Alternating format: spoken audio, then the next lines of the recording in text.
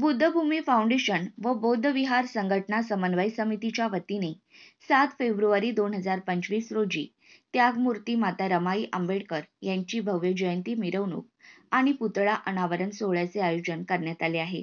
ही भव्य मिरवणूक दुपारी 4 वाजता डॉक्टर बाबासाहेब आंबेडकर स्मारक चोपडा कोट उल्हासनगर 3 येथून सुरू होणार असून बुद्धभूमी फाउंडेशन अशोकनगर वालधुनी कल्याण येथे संध्याकाळी 7 वाजता माता रमाई यांच्या पुतळ्याचे अनावरण करण्यात येणार आहे।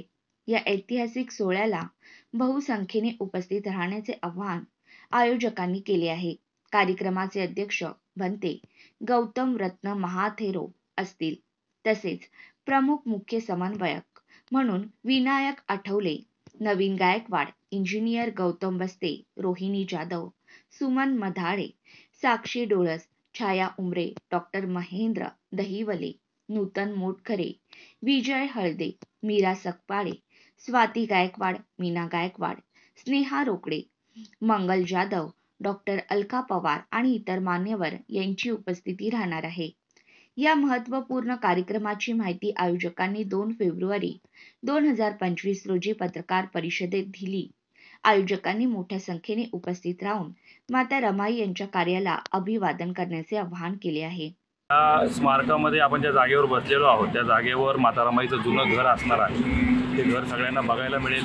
त्याचप्रमाणे आपण समोर बघत आहात माता रमाईसाठी आपण केलेलं आहे त्यामागे संपूर्ण स्मरणिका म्हणजे वॉल स्मरणिका जी आपण बोलतो 4 इंच बाहेर असते, म्हणजे संपूर्ण जीवन प्रवास हा 30 फूट आहे। संपूर्ण दोन्ही वॉलवर 3 वॉल आहेत तिथं, त्या तिन्ही वॉलवर जीवन प्रवास असेल। त्या संपूर्ण स्मारकामध्ये डिजिटल माता रमाईच्या जीवनासंदर्भात माहिती असेल, म्हणजे आल्यानंतर माता रमाईच्या जीवनातला प्रवास प्रत्येकाला या स्मारकामध्ये बघायला मिळेल, वाचायला मिळेल, बघायला मिळेल आणि एक समाधानास्पद माता रमाईचं जीवन कसं होतं ते या स्मारकाच्या माध्यमातून आपल्याला बघायला मिळेल।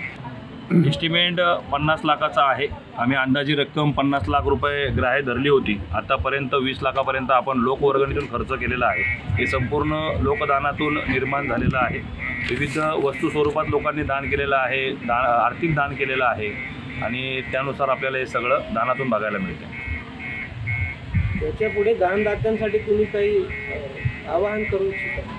दानदात्यांसाठी आव्हान, कारण की स्मारकासाठी आतापर्यंत अजूनही 30% अमाऊंट बाकी आहे, कारण स्मारकाचं बरंचसं काम बघतायत बाकी आहे। मीराताई सपकाळे या ठिकाणी बसलेले आहेत। त्यांनी सुरुवातीलाच त्यागमूर्ती माता रमाईचा स्टॅच्यू दान केला, त्यांच्यापासून सुरुवात झाली आणि विविध लोकांनी समजा काही परिवार आहेत त्यांनी स्वतःहून या ठिकाणी आपलं दान या ठिकाणी जाहीर केलेलं आहे आणि अजूनही लोकांना आव्हान आहे की दान करावं, दानामधून हे उभं राहणार आहे। जे काही दानदाते असतील किंवा जे काही डोनर असतील त्यांच्यासाठी व्यवस्था आहे का? ATG 12A किंवा टॅक्स कन्झम्पशनची काही तुम्ही व्यवस्था केली आहे? आपण आज बुद्धभूमी फाउंडेशन बघतोय, हे संपूर्ण ठाणे जिल्ह्यामध्ये नाही संपूर्ण देशामध्ये आंतरराष्ट्रीय दर्जावर आपलं कार्य करत आहे आणि याचे संपूर्ण डॉक्युमेंटेशन आज रेडी आहेत। जर कोणाला तशी सुविधा पाहिजे असेल तर आपण बुद्धभूमीच्या नावाने सुद्धा त्याचा निधी स्वीकारू शकतो। तो निधी स्मारकाच्या कामासाठीच उपयोगी येणार आहे। सर, 7 फेब्रुवारीला 2025 रोजी त्यागमाता रमाई यांची जयंती मोठ्या उत्सवात आपण काढणार आहात आणि रॅलीचे आयोजन करण्यात आलेले आहे। तर कसा मार्ग आणि किती लोकसंख्या त्याच्यामध्ये रॅलीमध्ये असतात? रॅलीमध्ये तसं सांगता येणार नाही, पण सांगता येणार नाही, पण मोठ्या प्रमाणामध्ये आम्ही रॅली काढणार आहोत। त्याच्यामध्ये सगळं लोकांना आव्हान आहे की त्या रॅलीमध्ये तुम्ही सहभागी व्हायचं आहे। ती रॅली तिथून चोपडामधून निघेल आणि इथे त्याचं विसर्जन होईल। त्याच्यानंतर मग रमाईचं स्मारक जे आहे त्या ठिकाणी मूर्तीचं अनावरण होईल त्या ठिकाणी आणि मूर्तीचं अनावरण झाल्यानंतर मग काही लोकांना जर आपले विचार मांडायचे असेल तर ते मांडतील। नंतर भोजनाचा कार्यक्रम आहे, तो झाल्यानंतर मग 10 वाजेपर्यंत कार्यक्रम समाप्त होईल। आपण पत्रकामध्ये बघितलं असाल विविध संस्था जवळजवळ 17 ते 18 संघटना याशी जुळलेल्या आहात। तर आपण आतापर्यंत 1 वर्षाचा हा जो प्रवास आहे ह्या 1 वर्षामध्ये आपण अनेक लोकांना जोडलेला आहे। तरी साधारण 2-1 हजाराच्या पुढं लोक येण्याची शक्यता आहे, कारण की इतका मोठा जनसागर माता रमाईवर प्रेम करणारे अनेक लोक आहेत। तसं या स्मारकाला कॉन्ट्रिब्युशन लोकांनी दिलेलं आहे, त्याच उत्साहाने लोक त्या मिरवणुकीमध्ये सुद्धा सामील होतील। की या उल्हासनगर कल्याण या संपूर्ण ठाणे जिल्ह्यामधली पहिली मिरवणूक असेल की इतक्या भव्य स्वरूपात, फक्त मिरवणूकच नाही तर माता रमाईचं वेलकम करतोय आपण, तिचं स्वागत करतोय आणि तो पुतळा आपण या स्मारकामध्ये बसवणार आहोत। तर शांत आणण्यापेक्षा एकदम थाटामाटात ती मिरवणूक झाली पाहिजे, त्याची तयारी समितीने केलेली आहे। विविध संघटना संस्था या ठिकाणी सक्रिय झालेल्या आहेत। वेशभूषा म्हणजे पोशाखसुद्धा ठरवण्यात आलेला आहे की महिलांसाठी जवळजवळ 200-250 महिलांनी साड्यांचं सुद्धा या ठिकाणी केलेलं आहे. म्हणजे अशा वेगवेगळ्या प्रकारची रॅली आपल्याला म्हणजे बाबासाहेबांची जयंती आपण बघतो तर त्याच्याही उत्साहाने आपल्याला ही जयंती आपल्याला उल्हासनगर स्तरावर बघायला मिळते मोठ्या प्रमाणात. माता रमाई यांचं स्मारक व्हावं अशी संकल्पना का तुमच्या मनात आली, म्हणजे कशा प्रकारे आली आणि त्याची सुरुवात कशी झाली? मुळामध्ये म्हणजे परमपूज्य डॉक्टर बाबासाहेब आंबेडकरांच्या माता रमाई या पत्नी आहेत हे आपल्या सगळ्यांना माहिती आहे.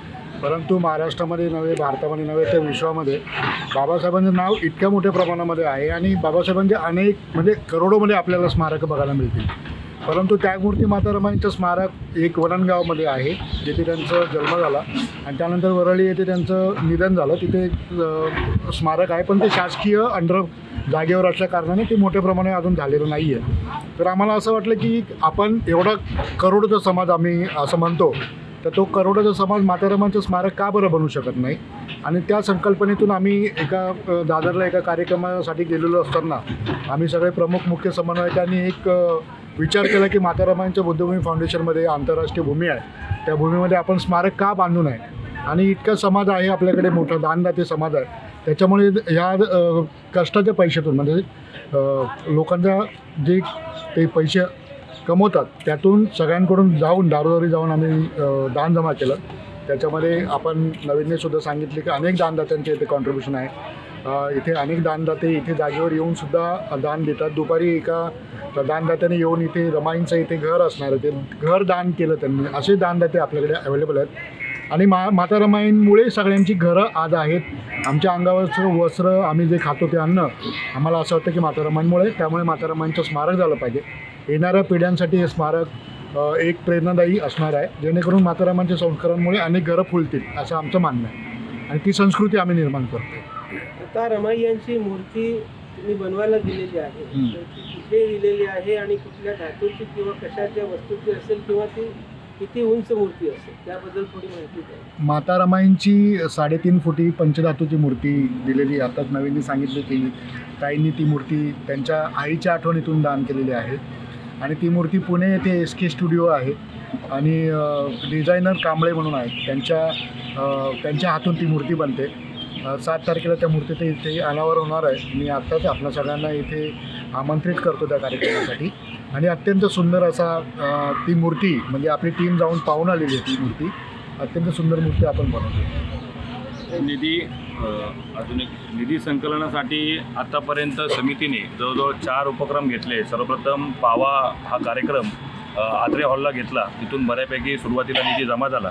त्यानंतर सुप्रसिद्ध गायिका कडूबाई खरात यांचा कार्यक्रम आपण टाऊन हॉलला घेतला आणि अशी विविध संकल्पना राबवून निधी कसा जमा होईल, लोकांमध्ये कसा जाता येईल, प्रचार कसा होईल, त्या उद्देशाने बरेच उपक्रम लावून हा निधी आतापर्यंत आपण 20 लाख रुपये फक्त समाजाकडूनच जमा केलेला आहे.